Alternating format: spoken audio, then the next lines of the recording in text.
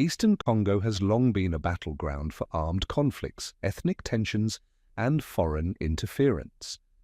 Among the many rebel groups that have emerged, none have shaped the region's instability quite like M23. This powerful armed movement first rose to prominence in 2012, seizing key territories and challenging the Congolese government's control. But M23's origins go back much further. Born out of the failed 2009 peace agreement between the government and former CNDP rebels, the movement is deeply rooted in the aftermath of the Rwandan genocide and the Congo Wars. Claiming to defend the rights of Congo's Tutsi minority, M23 has been accused of regional backing, military aggression, and fueling a humanitarian crisis that has displaced hundreds of thousands. With tensions between Congo, Rwanda, and Uganda once again reaching a boiling point, the resurgence of M23 raises urgent questions. Who truly controls the movement? What are its goals? And can Eastern Congo ever break free from this cycle of violence? This is the story of M23, its origins, military campaigns, impact, and what the future holds for this war-torn region. M23 was formed by defectors from the Congolese army, primarily former members of the National Congress for the Defense of the People. It was initially led by General Bosco Ntaganda and later by Sultani Makenga. The group takes its name from the March 23, 2009 peace agreement, which promised CNDP fighters political and military integration, promises they claim were later broken by the government. With suspected backing from Rwanda and Uganda, M23 quickly grew in strength, positioning itself as a defender of Tutsi communities while engaging in territorial expansion and economic exploitation. M23 launched its first offensives in April 2012, capturing key towns in North Kivu, including Bunagana on the border with Uganda. Its biggest victory came in November of that year, when it seized Goma, the provincial capital, despite the presence of UN peacekeepers. Accusations of Rwandan and Ugandan military support intensified diplomatic tensions. M23 used guerrilla warfare tactics, heavy artillery, and economic exploitation, particularly through mineral smuggling. However, its advances came at a great human cost. The group was responsible for widespread human rights abuses, including massacres, sexual violence, and the forced recruitment of child soldiers. M23's rapid rise triggered strong reactions from neighboring countries and the international community. Rwanda and Uganda were accused of supporting the rebels, though both denied involvement.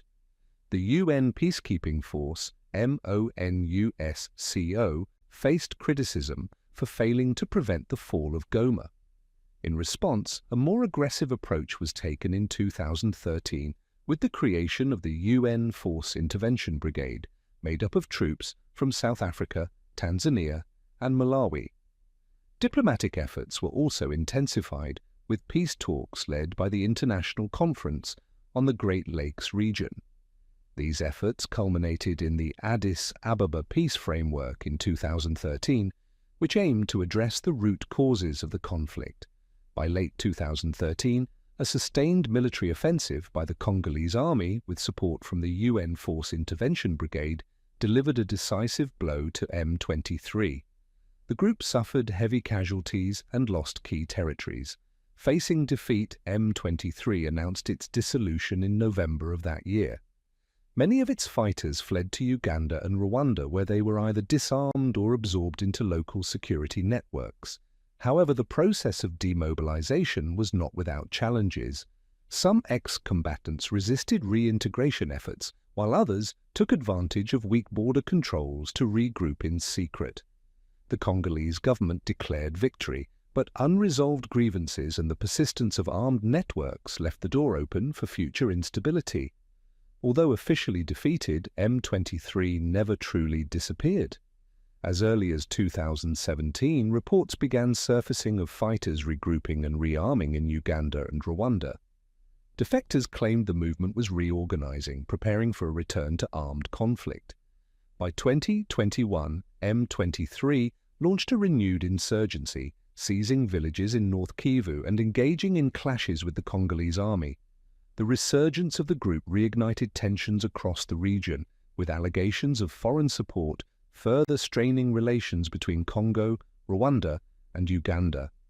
The renewed fighting destabilized the region once again, worsening an already dire humanitarian crisis and prompting fresh international diplomatic efforts to de-escalate the violence. Like previous conflicts in Eastern Congo, the M23 insurgency has had devastating consequences for civilians. During the 2012 to 2013 war, thousands were killed and over 800,000 people were displaced. Human rights abuses, including mass killings, sexual violence, and child soldier recruitment, were widely reported. When M23 resurfaced in 2021, the crisis deepened. More people were forced to flee their homes, and humanitarian organizations struggled to respond to the growing need for food, medical aid, and shelter. Entire communities lived in fear, caught between rebel forces, state security actors, and foreign-backed militias.